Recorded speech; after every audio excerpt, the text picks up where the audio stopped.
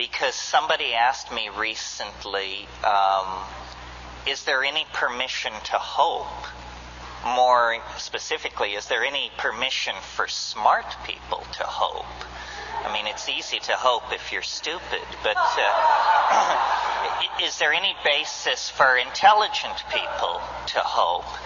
And I wanted to deal with that because I think so. I mean, it was to me a shocking question because I live in an aura of hope because I live in a twilit world of my own self-generated, cannabinated fantasy. And I forget that not everyone is so fortunate and that there's a lot of despair and uncertainty out there. So I wanted to talk about this. I'll talk for a while and then we'll break and have an intermission. I'll sign books if anybody needs a book signed, and then we'll come back and do Q&A on this till we're sick of it, basically.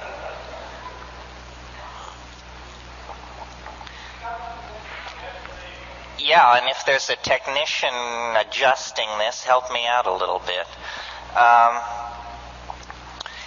Eros and the eschaton, these are the two areas that I think compromise the old paradigm and give permission to hope. And strangely, neither of these words is that well known, which gives you a measure of how completely the dominator position has squelched, subverted, and downplayed any opposition to its worldview. Eros we know about in some kind of devalued, shticky, kind of glitzy way, because we get it in the eroticization of media and society. But really what eros means in the Greek sense is a kind of unity of nature, a kind of all-pervasive order that bridges one ontological level to another. This is not permitted in the official worldview of our civilization, which is science. The world of inorganic chemistry is not thought to make any statement about the organic world, and the organic world is not thought to be extrapolatable into the world of culture and thought. There are imagined to be clear breaks in these categories. I had a biologist tell me once, if genes aren't involved, it ain't evolution. So that means you can't talk about the evolution of the earth as a physical body. You can't talk about the evolution of human social institutions. Evolution is somehow a word appropriate to biology and appropriate nowhere else. And this brings me then to the first factor, easily discerned by anybody who has their eyes open, that compromises and erodes the hopeless existential view of the world that we're getting from science. And that is the idea that nature is in fact, across all scales and all levels of phenomena, a unity.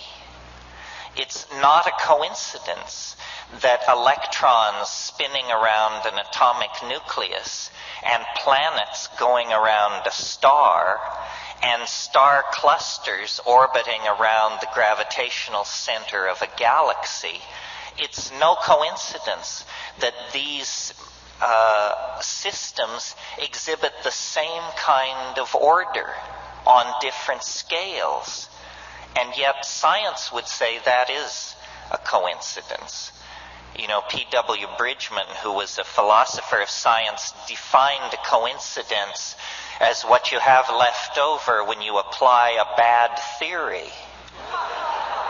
It means that, you've overlooked something, and what jumps out at you as a coincidence is actually a set of relationships whose casuistry whose relationships to each other are simply hidden from you.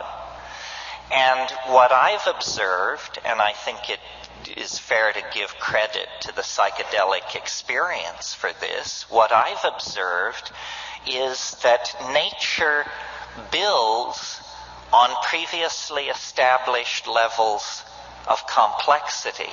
This is a great general natural law that your own senses will confirm for you, but that has never been allowed into the canon of science.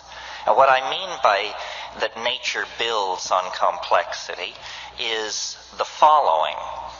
When the universe was born in the dubious and controversial circumstance called the Big Bang, it was at first simply a pure plasma of electrons. It was the simplest that it could possibly be. There were no atoms, there were no molecules, there were no highly organized systems of any kind. There was simply a pure plasma of expanding energy. And as the universe cooled, simply cooled, new kinds of phenomena, we say, emerged out of the situation. As the universe cooled, atomic nuclei could form, and electrons could settle into stable orbits.